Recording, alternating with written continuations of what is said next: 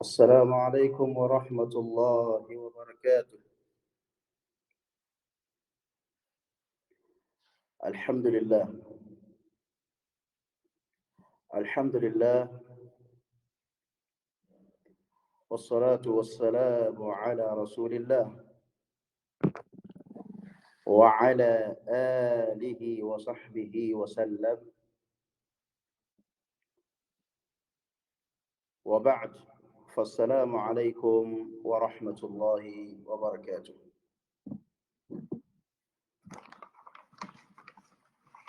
Today, bi'idhnillah, is going to mark our lesson number 1 in this great book written by the great Imam, that is Al-Imam an-Nawawī, rahmatullāhy alayhi. And inshallah, before I commence the class, I would like each and every one of us to put in mind that the person that is going to deliver this lecture is not a scholar, is not even up to the level of a student of knowledge. For that reason, I employ each and every one of us to listen, and if there is any correction, please, the door is widely open. So inshallah, my approach towards this class is that I'm going to have, that is, today's class is going to be discussion on 6 to 7 points that has to do with the introduction of the class today. 6 to 7 points that I'm going to point out some of the benefit that we need to know, which is going to serve as the introduction to this great book, bi'idhnillah. Point number 1, I want to differentiate between this class and the class that I've started last week on same book, Al-Arba'un, which I read the Sharh of Shaykh Fawzan, that is the Sharh of Shaykh Fawzan to Arba'un an-Nawawī. I've started reading the book last Saturday. So that class is different from this class. This class is once in a month, and I will be using different shuruhat on it. But that one I will be doing every Saturday in the Qanat of Masjid Ibn Uthaymin. That one will be every Saturday. Every week I'll be having it on every Saturdays, every Saturdays of the week, inshallah. And that one is specifically the Sharh of Shaykh Fawzan, that is Al-Minhatu Ar-Rabbaniyah. But this one we are having today is going to be the shuruhat of different scholars that will be taken from, and then trying to see how we can be able to benefit from each hadith we are going to take, inshallah. But today is going to be an introduction. So this is the point number 1, that we need to differentiate between this class and the ongoing class in the Qanat of Masjid Ibn Uthaymin. هذا أولا. And then the second, from the 6 point or 7 point that I'm having on this class, is that, brothers and sisters, it is very, very important that every field or any book we've taken that we want to study is very, very important that we know the asl, that is the origin of the book. How comes you are reading a book? Ajib, that you're reading a book, you don't know who the author is, you cannot even fully pronounce the name of the book, and you cannot even tell anything regarding the asl or the usul or the origin, the basic of the book. So how comes you think you're going to benefit from it? And that is why it's very, very good when you try to know the origin of a book that you're about, the origin of the book that you're about studying is going to help you, it's going to fasten your understanding. Let's take, for example, when you go to the field of hadith, you see this field of hadith that I want to use as an example. That is because this book we are going to treat has to do with this field. Let's take, for instance, we all know Ibn Salah. And Ibn Salah, I'm quoting Ibn Salah because he is the beginner or the first compiler of this book we have to read, just like we are going to listen or we're going to hear, inshallah. Ibn Salah got a very, very, very, very important book. A book that is nafis fi babihi. The book is titled Ulumul Hadith. That is the title of the book. That is book that is on Mustalah al-Hadith. And every student of knowledge know this book. The scholars, they quote from this book. Is written by this great Imam, that is Ibn Salah. Now, you as a student of Hadith, you want to study Mustalah al-Hadith, the scholars, they will tell you, okay, go get the book of Ibn Salah. Muqaddimah of Ibn Salah. You won't get the book and you start just dwell into the book, studying the book. Without knowing the origin of the book is a problem on its own. And that is why the scholars, that's what they call 𝗘𝗅 أو شروحات, telling us things that is not in the book, they try to bring it out to elaborate things for us by returning us back to where the book started, the journey behind this book we are about reading. Let's take this book that is the Muqaddimah of Ibn Salah, or book that is known as what? Ulum al-Hadith.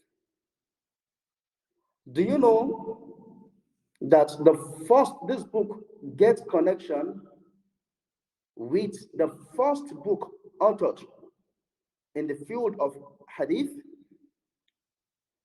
The first book authored in the field of Hadith. You reading Arba'un an-Nawawī, and that is why it's very wrong in Nigeria. When they see you reading from Arba'un an-Nawawī, they tell you that, you are a beginner. That 𝗘𝗅𝗽𝗥𝗖𝗟𝗘, you are just a beginner.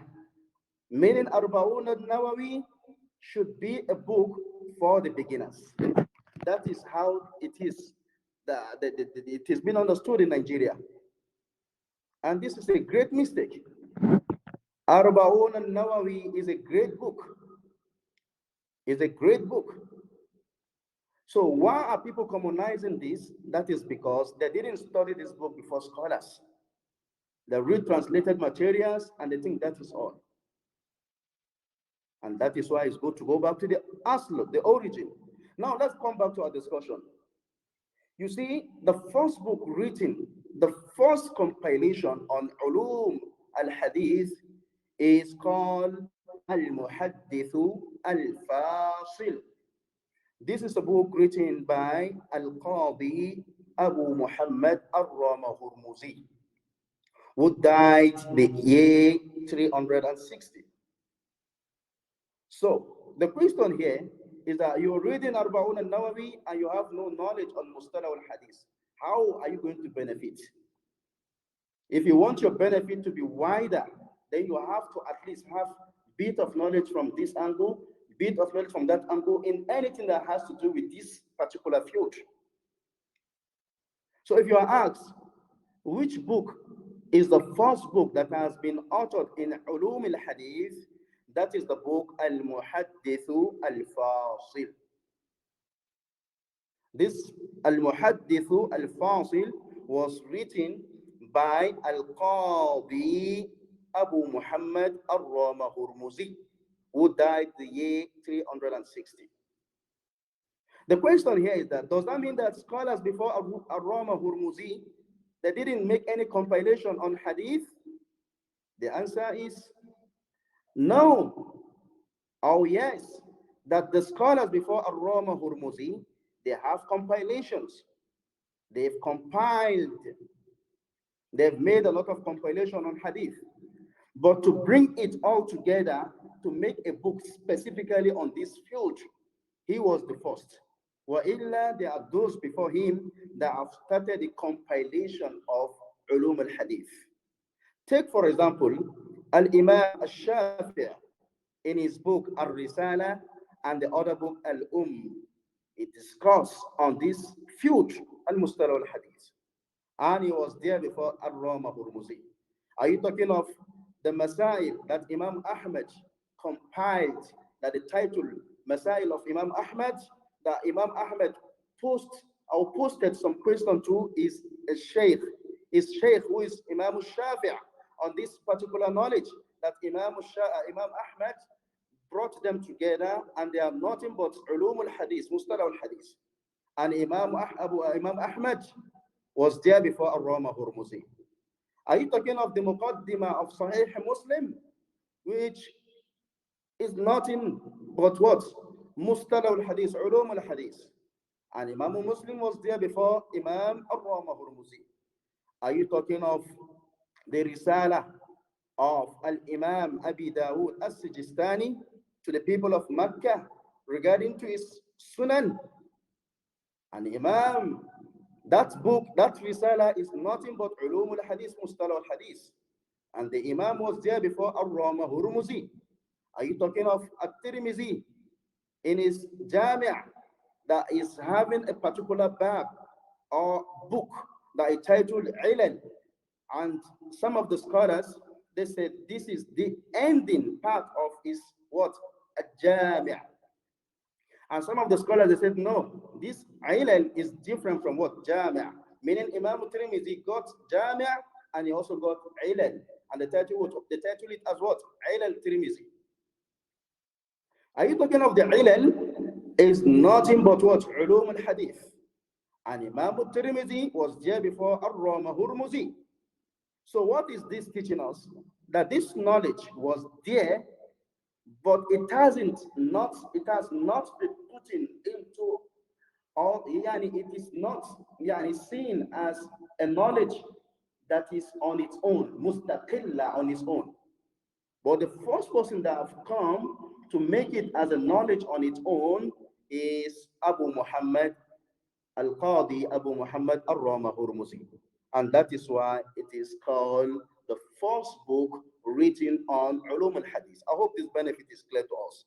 It's tied to the book. The title of the book is what? Al-Muhaddithu Al-Fasil. Jade. That book, being it the first book that has been specified on this particular knowledge, has a lot of things missing in it. And it's always like that. That the first person that has written book will always have many things missing, because he has done a great effort for him to be the first to make specific what? Compilation on this field. So there should be many things missing. There should be many things missing. So for that reason, after him, Al-Hakim Abu Abdillāh an-Naijirī, who died the year 405, the author of what? Al-Mustadrak. He came and he saw the work of Al-Qadi Abu Muhammad Ar-Rama Hurmuzi, and he made some arrangements, preparation, added some stuff, removed some stuff. Yet, there are still things missing because he was the second. And the work of, Abu Abdillāh an-Naijirī is called what? Al-Madkhal. After him, Abu Nu'aym al-Asbahani, he came. He saw the work of Abu Abdillāh an-Naijirī. Abu Nu'aym al-Asbahani, the author of Hilyatul Awliya, who died the year 430, he saw the work of Abu Abdillāh, and he worked on the work of Abu Abdillāh, yet things are still missing. And that is how scholars keep on coming, writing on those before them, and like that, till it come to Al-Khatib, Abu Bakr al-Baghdadi. When he came, he saw the work of Abu Nu'aym, the work of Al-Hakim, the work of Al-Qadi, Abu Muhammad, and then he did a perfect job. What he does, look at Al-Khatib, who died the year 463. When he came, he separated the work into two. Things that has to do with what? The istilahat. He put them together. The terms, hadith sahih, this is the definition. Hasan, this is the definition. Hasan sahih, da'if, mursal, all these are the definitions. He put all of these together in a book. He separated them and he put them in a book, in a compilation, entitled what? Al-Kifaya. Al-Kifaya. Jade. After that, he now came and bring out things that has to do with what? Adab. Things that has to do with what? The adab of a student of what? Hadith. He brought them together in a specific book as well. Meaning the work before him, he came and he separated them in twos. The first one is what? Al-Kifaya, which has to do with what? The Qawaneen. And then the other one has to do with what? The Adab. The one that has to do with the word Qawaneen, he titled it as what? Al-Kifaya. And then the one that has to do with what? The Adab, he titled it as what? Jami' li-Adab al-Shaykh wa-Sami'. And this is how scholars after him, they depend on the work of Al-Khatib. No one go to the work of Abu Muhammad al-Hurmuzi. No one go to the work of Abu Abdillāh an-Naijirī al-Hakim. And no one go to the work of Abu Nu'aym al-Asbahani. Rather, people now surround the book or the work of Al-Khatib. That is because it came with something new. It separated things that we are together. It separated them to make it more organized. And scholars keep on coming after Al-Khatib. They will write, and their book is not still to the standard of that of Khatib. This is how scholars keep on coming, going until the Imam, that is Al-Qadi Iyad. Al-Qadi Iyad, who passed away, who died the year 544, he came, he did his job, he tried to write a book to make his own compilation, to add his own contribution to this field.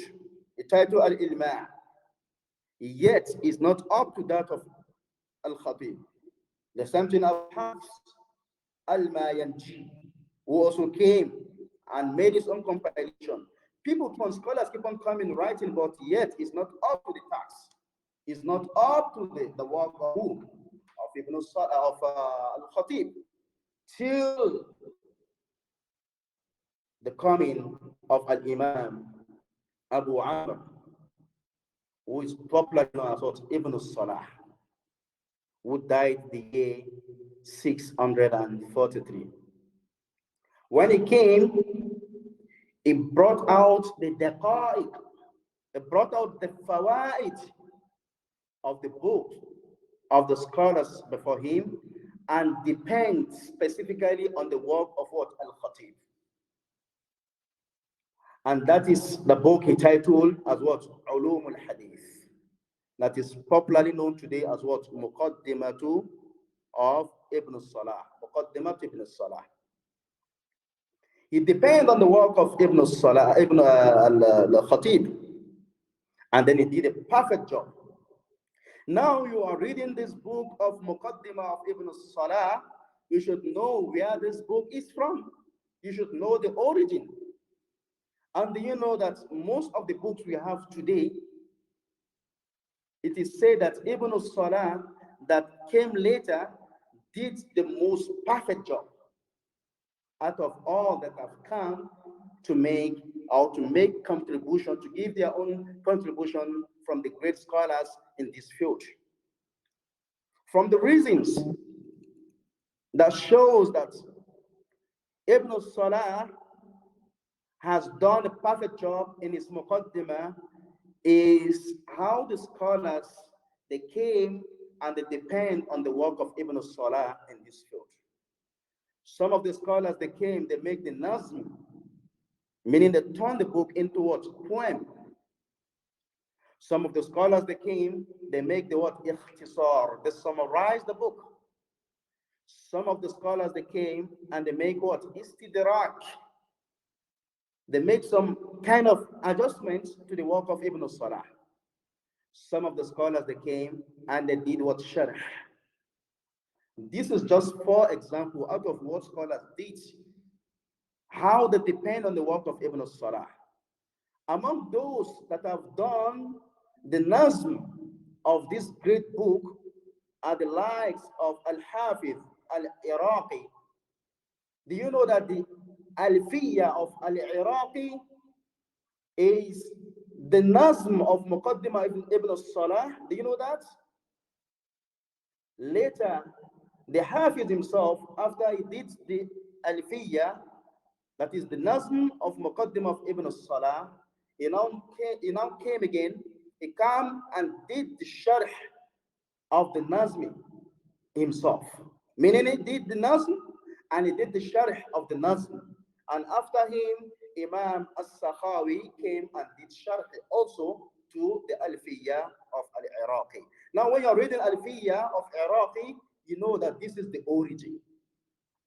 Do you know that from those that have done the ikhtisar of Muqaddimah, they've done the summary of this great book of Ibn Salah at the lives of Ibn Kathir in his book Al-Bā'ith Al-Hathīth?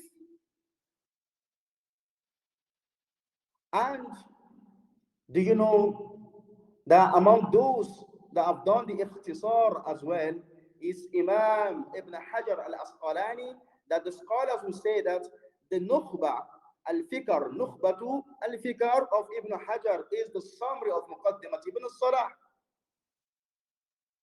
Now we are reading the Nukhba, you know the origin. Among those that have done the Istidrak on the book Muqaddimat Ibn Salah are the likes of Ibn Kathir, yet in the same book, Al-Ba'ith Al-Hathīth, they try to explain, to try to match things that Imam expatiate on them. That I see there's no need. You need to bring them together. Really work on the book and make the ikhtisar of that Muqaddimah of Ibn Salah. Do you know among those that have done the sharh, among those that have done the sharh of the Muqaddimah of Ibn Salah is still Al-Iraqi, meaning Iraqi really came to serve the work, to really expose the work of Ibn Salah, to tell you how the scholars took the work of Ibn Salah. Al-Iraqi, he came and he did the sharh of Ibn Salah.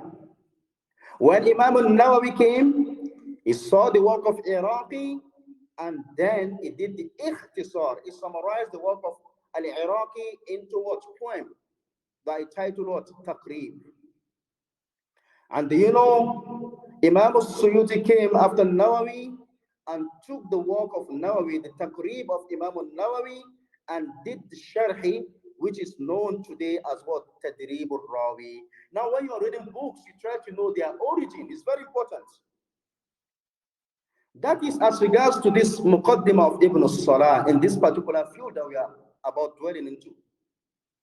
Do you know, people, when they dwell into this field, they will be advised to go and get Taqrib al-Tahzib. Do you know the origin of this book, Taqrib al-Tahzib? Do you know that Taqrib al-Tahzib, the origin is from what? Al-Kamal. Who is the author of Al-Kamal?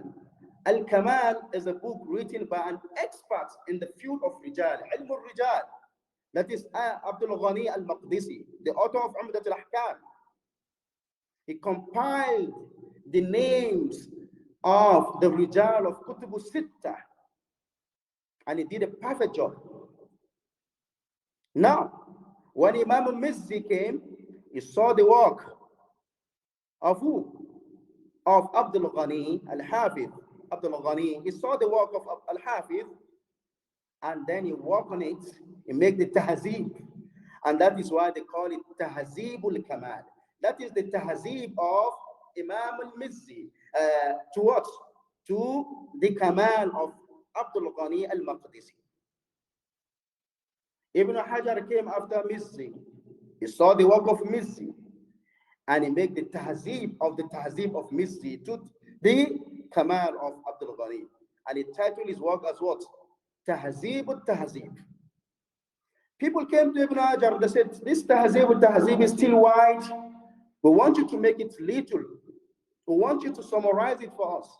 And that is when you now make the word 𝗘𝗅𝗽𝗏 al-Tahzib. You can see when you are reading book, knowing the origin also helps you. I hope it is clear. All this I've said has to do with the number 2. Going to number 3, because I have 7 points. Point number 3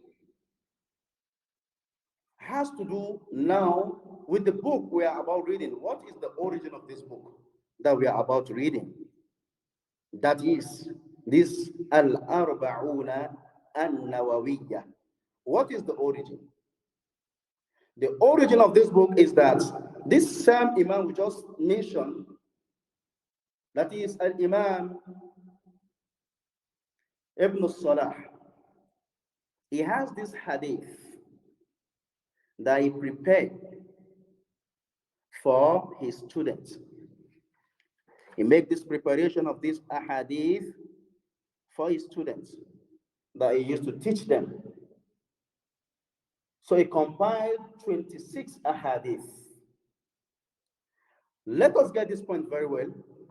This ahadith that Imam Ibn Salah compiled is called Al-Aḥadīth al-Kulliyya. What is the meaning of these terms? Because if you are studying, you have to go wide. You have to be making the what? You have to be what? لَا بُدَّ مِنَ التَّدْقِيقِ. You need to be sure of what you are reading, that you've gotten it. And it needs a lot of what? Strength. Because the knowledge is strong. You need to be strong. How comes you are talib al-ilm, you read, and then you keep the book? In fact, you even leave some days that you don't even go back to books to read. كيف؟ جيد? Okay, now, Al-Aḥadīth al-Kulliyya. What is the meaning of this? The scholars, they say the meaning of this, they are ahadith that they touches all aspects of the deen. They touches almost, they are ahadith that touch almost all aspects of the deen. And that is why it has been called ahadith, what? Al-Kulliyya. We all know what is the meaning of what? Kulliyya. Jaysh. So these ahadith are the ahadith that the scholars, they come and they say, some of the scholars will say they are 3 in number. Those that say the hadith, they are 3 in number. They say the first of them is arba'un hadith innama al-a'malu bin-niyyat.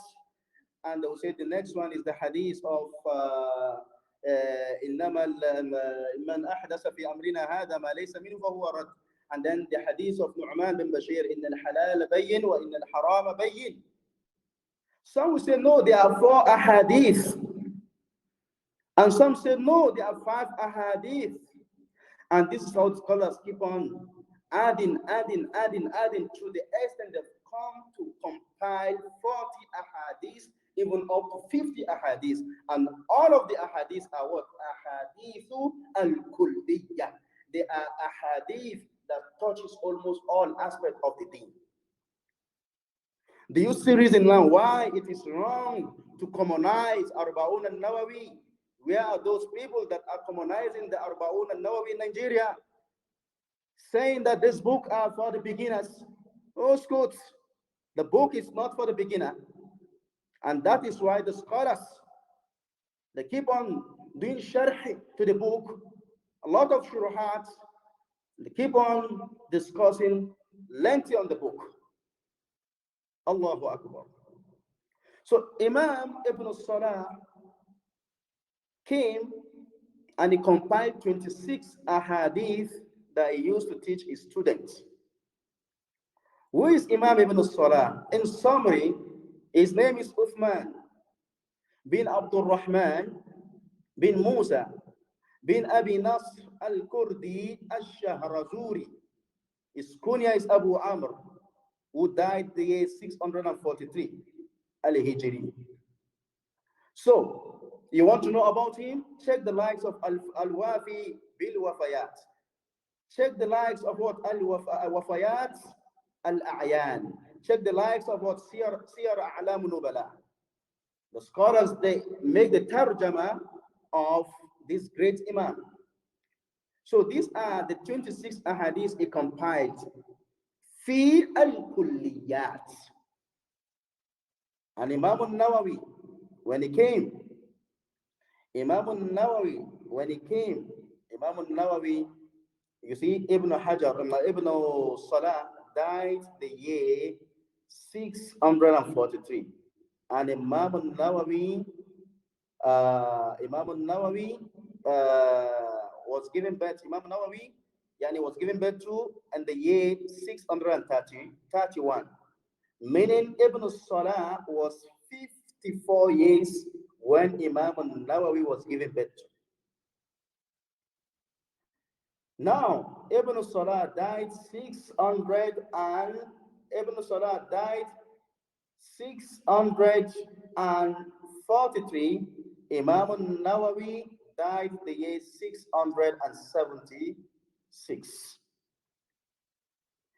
Imam al-Nawawi, he came after Ibn Salah. He saw the 26 ahadith because Imam al-Nawawi made the khidmah, really served the work of Ibn Salah to expose it to the people. When he came, he saw the work of Ibn Salah. That is Imam al-Nawawi. Yahya bin Sharaf bin Hassan bin Hussein bin Jum'ah an-Nawawi or an-Nawawi. All is correct. His kunya is Abu Zakaria. He came, Imam al-Nawawi, he died 23 years after the death of Ibn Salah. Imam al-Nawawi died 33 years after Ibn Salah. Now, the tarjam of Imam al-Nawawi, if you like, you can take al-Bidaya wal-Nihaya.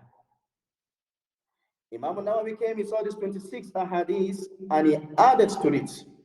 Imam al-Nawawi added 16 to the hadith of Ibn Salah, which make the ahadith altogether how many? 42. It makes the hadith altogether 42. طيب. Ibn Rajab, who died the year 795. Can you imagine that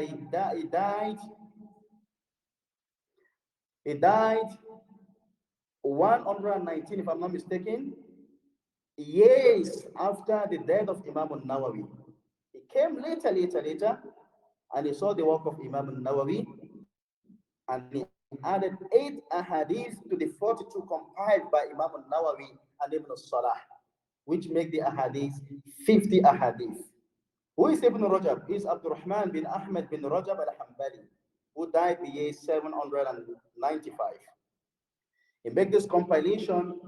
He added 8 to this 42, which make the ahadith how many? 50. And that is why in his book, the title of his book is what? Jami' al-Ulum wal-Hikam fi sharh 50 haditha. Meaning he's doing the sharh of what? 50 ahadith. And that is why when you come to this book of Imam al-Nawawi, you go to some publishing house, you see that they printed it as what? 50 hadith. Understand the fact that the 50 hadith is with the addition of Ibn Rajab. And someone might come and ask, why is it that they say Arba'un an-Nawawī and then the hadith they are 42? Then the scholars they say this is because they call it Arba'una hadith ay tajawuzan, meaning 40 is 40. 41 according to the scholars of Lugha is still 40. 42 is still 40. 43 is still 40. Is when you get to 4 that is not longer considered to be 40. I hope it is clear. They said anything between 3 and 7 is called what? Bid'u. Anything between 3 and 7 is what? Bid'u. Like the hadith will come that Iman is what? Bid'u. And something like that.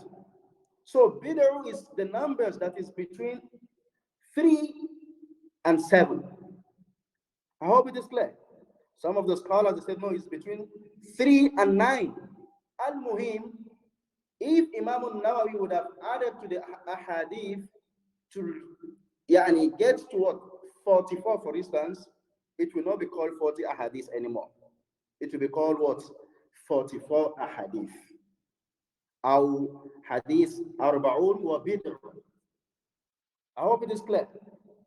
So this is it. So if you are buying the book, you try to know which copy are you buying. Are you buying that which has the connection or the completion of Ibn Rajab, or you're buying the one that is free from all of that? That is the work of Imam al-Nawawi only. And that is why when you have the book with you and you observe that it's just 42 ahadith, some of the book we even have it 43 ahadith, then you know that is the one of Imam al-Nawawi. If you have that which is 50, then that is with the work of Ibn Rajab al-Hanbali. May Allah have mercy upon them all. This is the point number 3. Going to point number 4. The point number 4, we want to know what are the sources of these ahadith in Arba'un an-Nawawī. What are the sources and the terms, the terminologies used by the A'imma in this book? I hope it is clear. The first one is that from the sources of this book is that Al-Jami' Al-Musnad As-Sahih, which is popularly known as what? Sahih al-Bukhari. When you ask a Muslim today, what is the real name of Bukhari? What is the real name of Sahih al-Bukhari? What is the actual name of Sahih al-Bukhari? He tells you that Bukhari, Sahih Bukhari, Sahih Bukhari. Imam al-Bukhari didn't give his book Sahih al-Bukhari. Rather, the title of his book is what? Al-Jami' Al-Musnad As-Sahih. That is the author, that is the title of the book.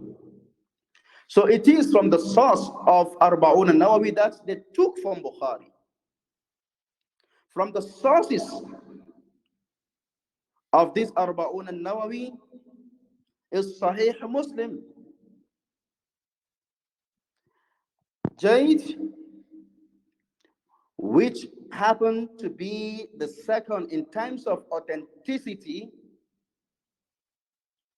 after Al-Qur'an. The scholars differs. Is it Bukhari that is more authentic or Muslim? The fact of the mas'ala is that Bukhari is more authentic than Muslim. Some of the scholars, especially the Maghariba, the scholars, the Maghariba, they will say that Muslim is more, Sahih Muslim is more authentic than Sahih Bukhari. But what is well known and more mashhur is that Bukhari is more authentic, is the most authentic book after Al-Qur'an. After Bukhari, then Muslim. So Muslim is from the source of Arba'un an-Nawawī. So when you're reading a hadith in Arba'un an-Nawawī, you are reading some of the hadiths in Bukhari and some of the hadiths in Muslim. Among the sources is what? Sunnah an-Nasa'i. So Sunan an-Nasa'i is from the sources of this book. Famous book of Aḥadīth, which is well known to all by the great scholar. That is Imam Abu Abdurrahman Ahmad bin Shu'aib bin Ali an-Nasa'i. Judge. From the sources of Arba'un an-Nawawī is what? Sunan Abi Dawud. Sunan Abi Dawud. So the Sunan of Abi Dawud is from the what? It is from the sources of what? Arba'un an-Nawawī. The next is what? Sunan at-Tirmidhi. So at-Tirmidhi is from the sources of Arba'un an-Nawawī. But the scholars, they make correction here. They say they don't call it Sunan, they call it what? Al-Jami' or Jami' at-Tirmidhi. What is the difference now? You know, I told you, brothers, that we need to be doing what? We need to be, there is labudda min ad-daqa'iq. What is the difference between Jami' and what? And Sunan. You see, all of these Sunaniyat, they are all on what? Fiqh. They are all on what? Ahkam. They are on fiqh. But when you're talking of Jami', it's just like Bukhari and Muslim. They are both Jami'. They are both Jawami'. That is book that comprises both fiqh and things that are not fiqh. Aqidah, fiqh, and everything is involved in it. That is why they call it what? Jami'. So when you go to Tirmidhi, is it that is only fiqh, only ahkam that is in it? Of course, no. For that reason, it will not be called Sunan. It will be called what? Jami' Tirmidhi. Jade. So it's from the sources of Arba'un an-Nawawī. And from the sources of Arba'un an-Nawawī is what? Ibn Majah, Sunan of Ibn Majah. So it's from the sources of the Arba'un an-Nawawī and other books of Aḥadīth. I brought these 6 specifically because this is what is referred to what? Kutubu Sittah. When they say, scholars say Al-Kutubu As-Sittah, these are the 6 books that we take our Deen from. These are the source of the Deen. And when they say Kutubu Tis'a, scholars, they have different terminologies. And now it will be inclusive. The likes of Muwatta of Imam Malik, the like of Musnad of Imam Ahmad, the like of Musnad of Imam Shafi'i. And you have other masanid or masanid. Type. And you have other sources that they also use the term for it, Musannaf, like that of the Musannaf of Abdurrazzaq, and other books of Aḥadīth. These are all considered as the sources of the Deen. Imagine a Muslim, you don't know who Bukhari is, you don't even know the Sahih Bukhari, yet that is the book that it serves as the origin where you take your Deen from. Nasallallahu 𝗘𝗅𝗧 wal-'āfiyah. So this is the summary of the point number 4, that the Aḥadīth are taken from Imam al-Arba'una Aḥadīth. They are taken from these books. Okay, what are the terms we are going to meet in this book? From the terminologies we are going to be meeting in this book are the likes of what? Sahih. Sahih, when they say this hadith is Sahih, it means it's a reliable hadith. Hadith that got no issue, no problem. And that is hadith with 5 conditions. The scholars, they will say what?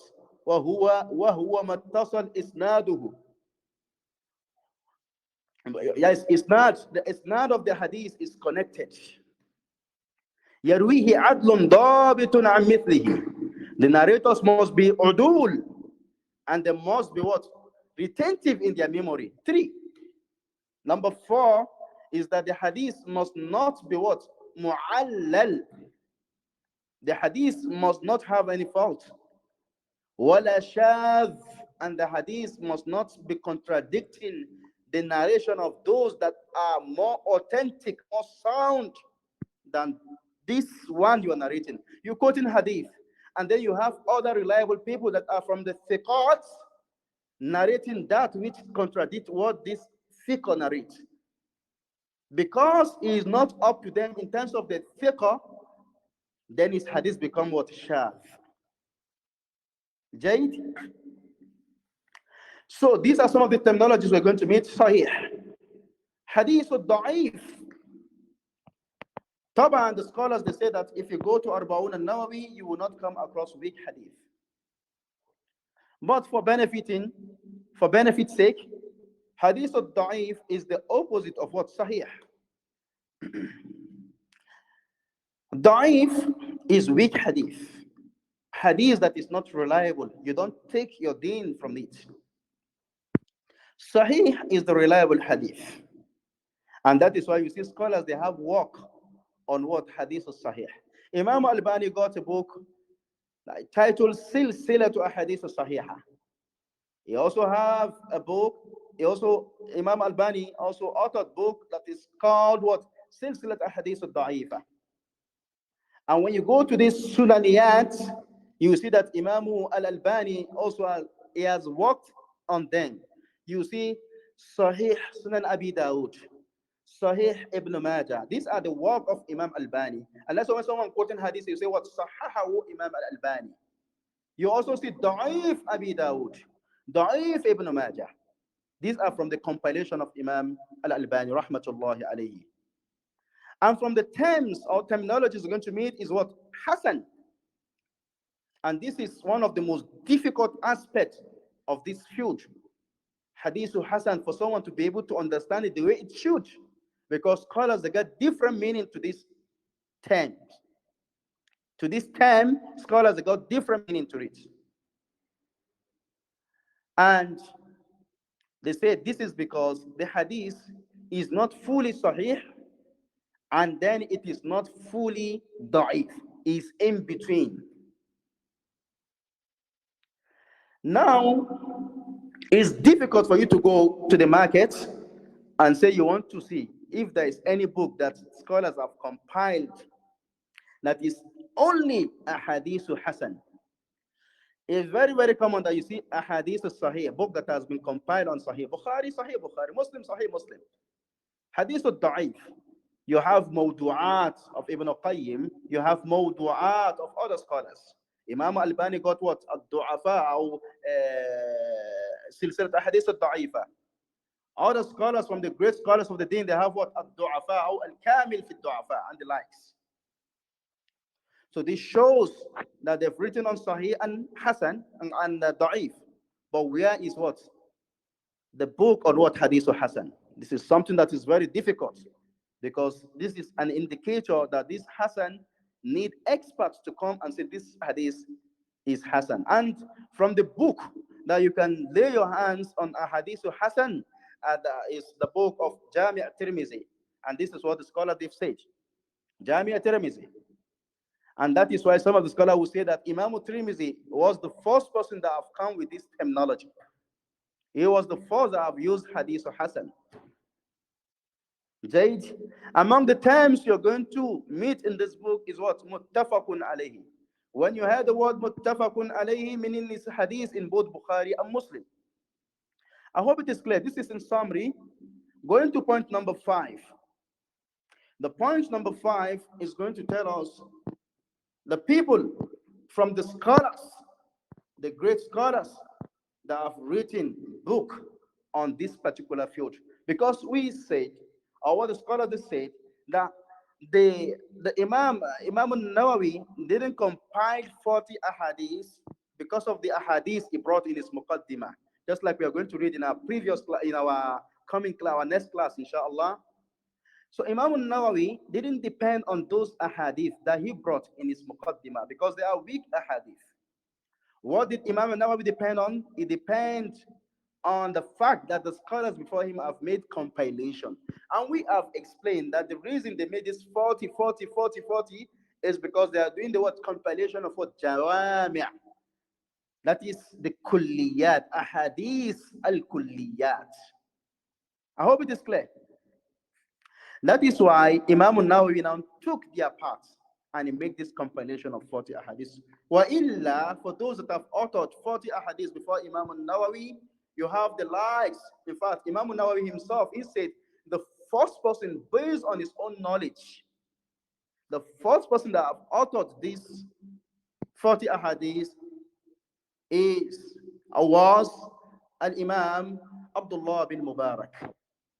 He was from those who took the knowledge from the Tabi'un. He's having his book Al-Arba'un. After him, the likes of Muhammad bin Aslam. So Imam Muhammad bin Aslam at-Tusi, he was among those who put efforts for the development of the Sunnah. He also got his own Al-Arba'un. Are you talking of the likes of what? Al-Hasan bin Sufyan an-Nasawi, the author of Musnad? He also have his own what? Al-Arba'un. Are you talking of the likes of Abu Bakr al-Ajurri, the muhaddith and role model of his time? He's also having his own Arba'un. Are you talking of the likes of Abu Bakr Muhammad bin Ibrahim al-Asbahani, the Imam with retentive memory? He also got his own Arba'un. Are you talking of the likes of 𝗘𝗅𝗘𝗃? He was among the experts of this field. He also got his own Arba'un.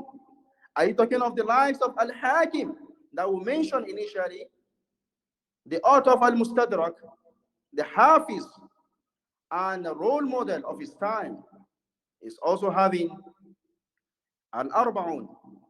Are you talking of Abu Nu'aym, the Hafiz and role model of his time also? He's also having his own Arba'un. Are you talking of Abu Abdurrahman as-Sulami, the Sheikh of the people of Khurasan? He's also having his own Arba'un. Are you talking of the like of Abu Sa'id al-Malini? He was among those who seek knowledge from Imam al-Bayhaqi, from the student of Imam al-Bayhaqi. He also got his own Arba'un. Are you talking of the likes of Abu Uthman as-Sabuni? He has been a preacher since the age 9. Since from age 9, he has been extending the message of Allah subhanahu wa ta'ala. Al-Imam, he also got his own Arba'un. Are you talking of the likes of Abdullah bin Muhammad al-Ansari, from the family of Abi Ayyub al-Ansari? He also got his own Al-Arba'un. Are you talking of the like of Abu Bakr al-Bayhaqi, the author of many beneficial books and many others before Al-Imam an-Nawawī? So Imam an-Nawawī took their parts in compiling the word Aḥadīth al-Kulliyya. I hope it is clear. This is as regards to the point number 5. I think the time is not outside. So point number 6. Here we are going to pause because the time is already. Now we have just 2 minutes. Point number 6 is where we're going to pause. That is the commentary, the shuruhat, that the scholars advise that student of knowledge should have regarding to this book. So if you want to study this book, you need the likes of what? Jami' al-Ulum wal-Hikam. And it is considered, this is a fa'idah, a benefit that we need to know, that every book that has been written by the scholars and you have shuruhat to read, there is no doubt the scholars, they will depend on one sharh that they will be pointing towards it that is the best. When you come to Arba'un an-Nawawī, the best is Jami' al-Ulum wal-Hikam of Ibn Rajab al-Hanbali. We've discussed about him that he was the one that added 8 ahadith to the 42 ahadith by Imam an-Nawawī. I hope it is clear. So it's considered the best of sharh. And no one that have written sharh on this book except that it depends on this book. Jayid, just like you have Sahih Muslim, the best sharh to Sahih Muslim is the sharh of Imam al-Nawawi. The best sharh to Sahih al-Bukhari is the sharh of Ibn Hajar al-Asqalani, and like that. So the best sharh to this book, Al-Arba'un, is the sharh of Ibn Rajab al-Hanbali, though the scholars would say that is very wide for the beginner to understand what is in it. But for benefit's sake, you can have it. You should know that. Jade, among the shuruhat that you need to have is the sharh of Salih Ali Shaykh.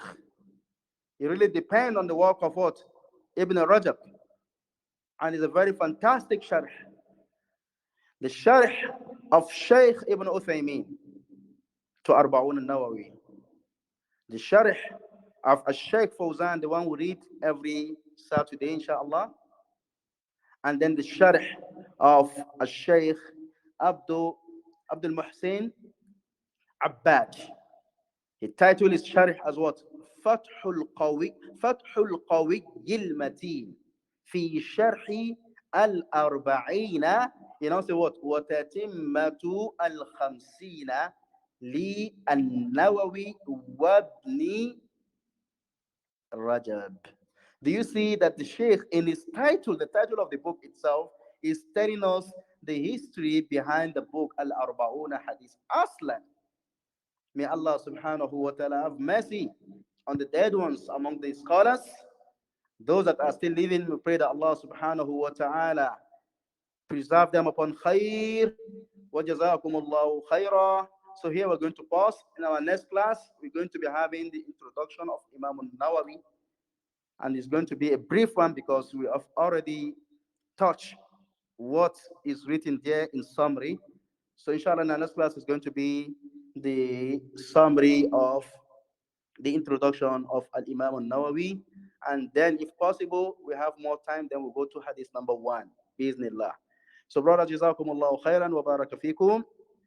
If there is any observation, correction, the door is very much open. Wa jazakumullahu khairan. Assalamu alaikum wa rahmatullahi wa barakatuh. Subhanakallahumma.